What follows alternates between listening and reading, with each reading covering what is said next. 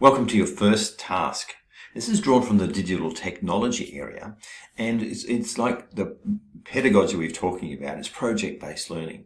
So by doing this, you are learning by doing this assessment. And what we're asking you to do is create a digital object and unpack the coding that is behind this object, as well as an additional point I'll come on to shortly. So we've been investigating some of those different types of digital interfaces and objects, whether they be virtual or real, and we've been looking at the coding behind those things. So what are we going to do in the task? We're going to do a code an object and using those applications, and then we're going to do an additional one, a section called Safe and Ethical Use. So part one is the coding. So you're going to create a link and then document steps that explain your coding and the logic behind it. The second part is to create a separate piece of assessment which discusses the important aspect of safe and ethical use. But let's go to the first part and have a look at one of the exemplars that we've drawn there. So let's find that one. And this is one of the exemplars, and this is from the CU624 MTeach. It's equivalent in the BEd, except for one small point. In the MTeach, you have to link it to the arts curriculum with different strands that are applicable to this one here and any curriculum descriptors. So we're going to click on there. That is the object that was created, and let's have a look here. It's got music, sound, and so on. I can move things, I can go up and down, and so on. And I have to get to the key. So it's not a complicated game. It doesn't need to be, but that's the digital object that is here. Now back to here. Now what's the story behind that digital object?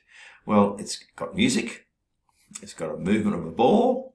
It does certain things in its terms of how do I get positions, how do I change backdrops, and another step here, correct navigation in this step here, restart the maze if it gets caught, and so it goes on and it finishes, and here's another level. So it has more than one level to this game, and so it's unpacking the degree of complexity in the different levels. So what we have here is an elaboration of each of the coding segments there, and this is using the visual block coding we've become familiar with.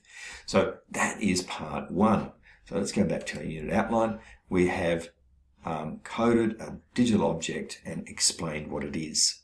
The second one is different to the exemplars that are there, because exemplars use the traditional let's create an essay on safe and ethical use using the materials and ideas and concepts that we've learnt through our lectures. But this is different. We thought let's dive into AI and use AI, and let's be discerning consumers of AI. AI is in the academic world, it's in schools. So we have to be, as practitioners, aware of it, use it, but also know and be aware of its limits that are there.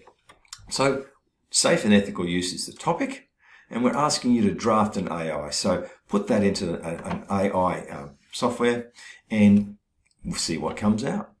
That's your AI draft that you've produced. Then we want you to do a very summative paragraph or two at most on critiquing that draft. So we suggested perhaps a PMI as one framework. It doesn't need to be, but what is the positive things you agree with or is right? What are the minus, the negative things or omissions that you think it perhaps hasn't addressed well? Or gee, what's that interesting thing I hadn't thought of in terms of this topic? So a PMI critique, general overview of your draft.